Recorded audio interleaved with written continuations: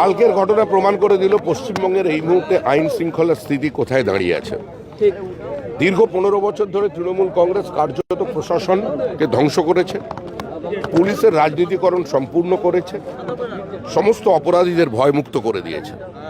অপরাধীরা মনে করছে এটা স্বর্গরাজ্য। বারাসাত মধ্যমগ্রাম সীমান্তের থেকে খুব একটা বেশি দূরে নয়। বহু ধরনের সমাজবিরোধী কার্যকলাপ এখানে দিনের পর দিন হয়েছে।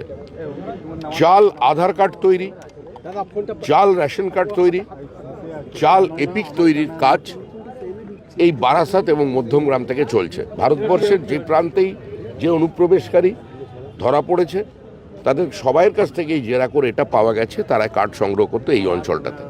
এটা স্পর্শকাতর অঞ্চল এবং এখানে যেভাবে এই হত্যাকাণ্ড হলো কার্যত সেটাকে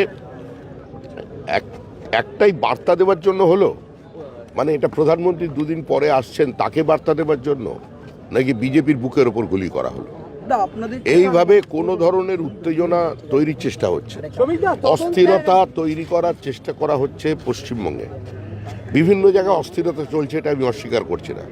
আমি আমার দলের কর্মীদের বার্তা দিয়েছি এবং প্রশাসনকে বার্তা দিয়েছি যে যদি কোনো জায়গায় কোনো অশান্তি তৈরি করে সেখানে ব্যবস্থা নিন, কড়া পদক্ষেপ নিন, রং দেখবেন না। কিন্তু এটা কি হলো? আমরা জিতলাম, আমাদের 3 জন কর্মী মারা গেল।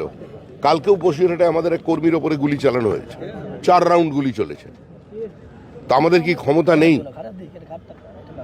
সিংহ স্থবির বলে যদি কেউ মনে করে তাকে পদাঘাত করবে, ভুল করছে।